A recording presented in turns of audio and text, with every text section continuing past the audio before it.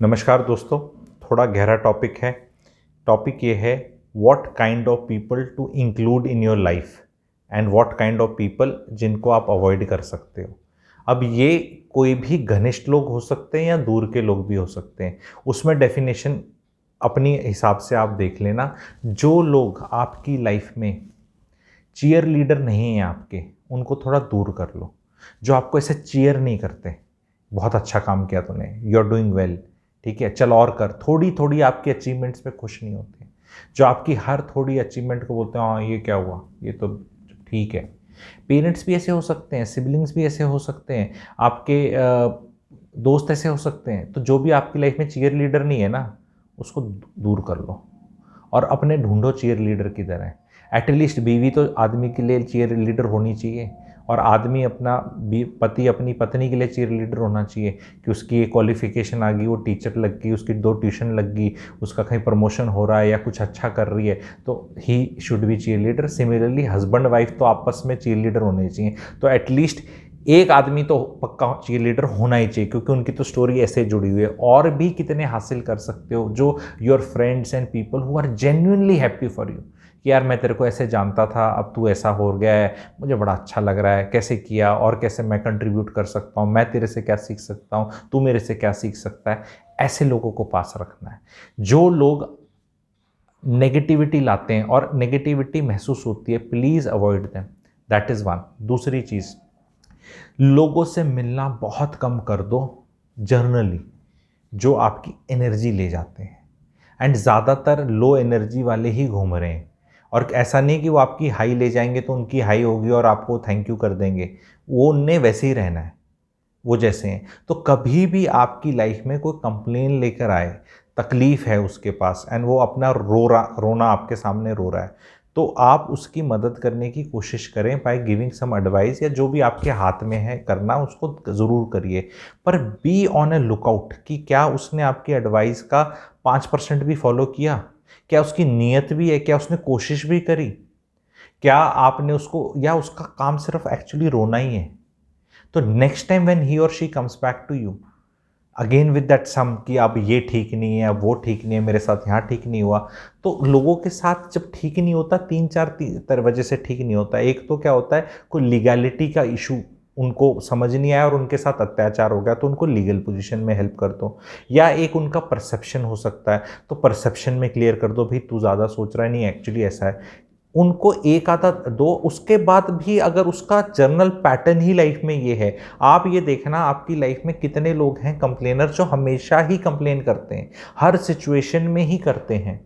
आप खुद भी ऐसे हो सकते हैं, जो ऑडियंस सुन रहे हैं, अगर आप ऐसे हैं तो पहले तो अपने आप को ठीक करने की कोशिश करो, because 50% of the people are happy that your life is miserable and you have so much complaints in life. 50% people are happy, जो भी जिनके पास भी जाओगे, and other 50% actually do not care also कि आपका क्या हो रहा है, क्योंकि उनकी लाइफ में अपना रहता बहुत है।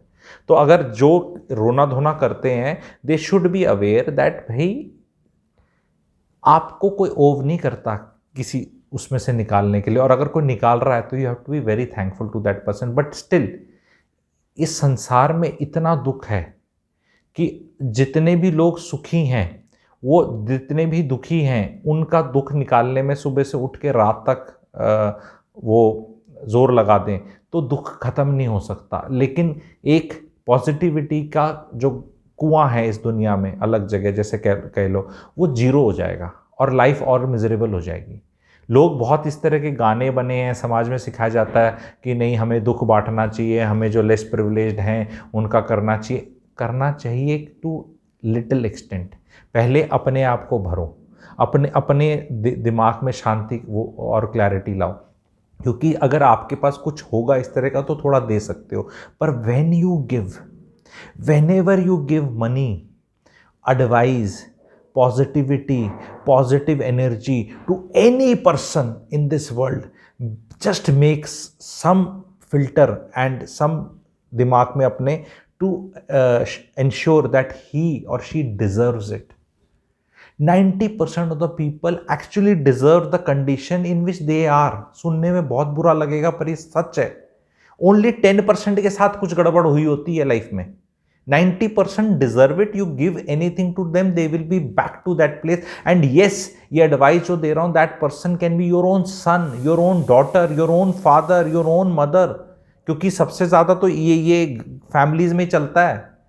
मम्मी दुखी हैं, पापा दुखी हैं, पता नहीं मैं क्या दुख दूर कर दूं, भाई का दुख दूर कर दूं, अपना कर लूं, बीवी का कर लूं, अपने बच्चों का कर लूं, पता नहीं मैं क्या कर लूं, मैं पैसे कमा लूंगा या कुछ ऐसा कर लूंगा। तो नहीं होने वाला भाई। वो एक टेम्पलेट है, वो टेम्पलेट के और एनर्जीज के साथ पैदा हो गए हैं, वो बहुत चेंज नहीं करी जाती। और आपने ठेका नहीं ले रखा किसी का चेंज करने का। अपने आप ही उस इंसान को अगर समझ में आ जाएगा तो देर सवेर वो टेम्पलेट में पॉजिटिविटी खुद ले आएगा। नहीं लाएगा तो वो उसका प्रॉब्लम है, आपका प्रॉब्लम नहीं है। इस गिल्ट से आज़ाद हो जाओ। ये आज़ादी दे रहा हूँ मैं बहुत लोगों को, बहुत पेरेंट्स को दे रहा हूँ, बहुत बच्चों को दे रहा हूँ, बहुत स्पाउसेस को दे रहा हूँ। हो सकता है आपका स्पाउस रोंदूमल ही है और वो वैसा ही रहेगा, आप उसके लिए कुछ कर लो। और कई लोग होते हैं जो ग्रेटफुल होते हैं। एंड होता क्या है, जो इंसान के पास खुद कैपेबिलिटी नहीं होती किसी और की लाइफ में वैल्यू ऐड करने की, वो इंसान ही ज़्यादा दुखी रहते हैं। क्योंकि अगर आपके पास कुछ है किसी की लाइफ में ऐड करने का, तो आपको एक सेंस ऑफ अकम्पलिशमेंट आएगा, आपको लोग पूछेंगे। 90% दुख दुनिया का मिडिल क्लास में, इंडिया में ये है कि मुझे मेरी पूछ कम है, मैं बूढ़ा हो गया, मेरे पास पैसा कम है, अब बच्चों ने मेरे से निकाल लिया जो काम है, इसलिए मैं दुखी हूँ। आप में कुछ है नहीं ना वैल्यू ऐड करने की, ना कोई एडवाइस है, ना कोई नॉलेज है, पैसा भी नहीं छूटता, ठीक है, कुछ भी नहीं होता। तो इस तरह फिर अगला आदमी के पास तो फिर वो अपना काम धंधा करे, अपनी लाइफ आगे बढ़ाए, या आपको पूछ में रहे। जो उसी की पूछ है जिसके पास कुछ देने को है। आपने ये चीज़ महसूस करी है कि किसी भी ऑर्गेनाइजेशन के अंदर सबसे ज़्यादा जो कुछ दे सकता है उसकी पूछ है। आपने देखा पॉलिटिशियंस नाराज़ हो जाते हैं जब उनकी पूछ कम हो जाती है विद इन देयर पार्टी, फिर वो रिज़ाइन करते फिरते हैं। जब वो पोस्टिंग्स मैनेज नहीं कर सकते अपने बंदों फॉलोअर्स के लिए, जब वो ठेके मैनेज नहीं कर सकते, जब वो अपना हिसाब किताब से नहीं कर सकते, कहते फिर काहे का फ़ायदा, कोई फ़ायदा ही नहीं है। तो पूछ उसी की है जो कुछ दे सकता है। ऑर्गेनाइजेशन के अंदर भी जो सीनियर पोस्ट पे रहते हैं, अलग अलग वो होते हैं, तो अगर अगले आदमी का वो ट्रांसफ़र कर सकता है, अगले आदमी की प्रमोशन कर सकता है, अगले आदमी को कुछ दे सकता है, उसी की पूछ है। और वो एक कुर्सी के हिसाब से होती है, जैसे ही वो कुर्सी हिली उसकी पूछ हिली, ठीक है। तभी लोग कुर्सी के साथ चिपकना चाहते हैं कि ये रिटायरमेंट के बाद इतने बाबूडम में इतना ज़्यादा क्यों तड़प है किसी कुर्सी के साथ चिपकने की, क्योंकि इन्हें पता है ना पूछ कुर्सी की है। इतने समझदार तो ये भी हैं, इन्हें पता है इनके अंदर कुछ नहीं है, इन्हें कोई नहीं पूछेगा, कोई नहीं पूछेगा इन्हें। एक बार कुछ तुर्रम खां पोजीशन पे रिटायर हो जाओ, कोई नहीं पूछता, क्योंकि पूछ केवल कुर्सी की है। तो इसलिए मैं बता रहा हूं कि कुर्सी को छोड़ा जा सकता है अगर आपके अंदर कुछ और देने की कैपेबिलिटी आपने डेवलप कर ली है over a period of times. तो आपको लाइफ में ज़बरदस्ती नेटवर्क नहीं करना है कि मेरा ये कोई फ़ायदा कर देगा, वो कर देगा, ये कर देगा, क्योंकि अल्टीमेटली जिन पे आप डिपेंडेंट हो उनका भी टाइम लिमिट है। एंड अगर आप में ही कुछ अपना डेवलप कर लो और अपना लेवल बढ़ा लो तो आपको इन सब की ज़रूरत नहीं होगी। तो go for the cheer leaders in your life, go for take out negative people. जो भी कंप्लेंट करता है उसको एक बार कुछ बोलो और उसके बाद उसको बोल दो यू आर क्रिएटिंग टॉक्सिसिटी, कोई काम की चीज़ हो तो बता, मेरे पास टाइम नहीं है, मैं दुख दूर करने के लिए पैदा नहीं हुआ। ये दुख दूर करने के लिए कुछ होंगे लोग, ठीक है, लेकिन मेरा एक परिवार है, मेरे बीवी बच्चे हैं, मैं सारी एनर्जीज अगर तुम पे लगा दूंगा तो मेरी इनकी तरफ लॉयल्टी ज़्यादा है क्योंकि ये मेरा परिवार है। ऐसा बोलना आप शुरू कर दो। और बहुत मैंने देखा है 20s के अंदर और इवन 19, 20 और 24, 23 वाले भी एक दूसरे को बहुत सहारा और ज्ञान देते हैं। किसी की गर्लफ्रेंड चली गई, किसी का बॉयफ्रेंड चला गया, बहुत सहारा। ये सब चीज़ें छोड़ दो। Never talk to any person जिसका बॉयफ्रेंड गर्लफ्रेंड वाला इशू चल रहा है, वो एनर्जी सक कर लेगा। जिसका पति पत्नी वाला, उसको बोलो गो टू अ प्रोफेशनल, ठीक है, प्रोफेशनल के पास जा, वो तेरे को बताएगा। ये सलाह हमारे हिसाब से हमें नहीं पता, ठीक है। सो आई होप ये आपको, क्योंकि मैं जो टॉपिक्स लेके आ रहा हूँ ना जी, ये नहीं डिस्कस हो रही हैं, ठीक है। एंड इनमें सब बताने में सब पॉलिटिकली करेक्ट रहना चाहते हैं, डिप्लोमेटिक वे में बताना चाहते हैं, खुल के बात नहीं करते।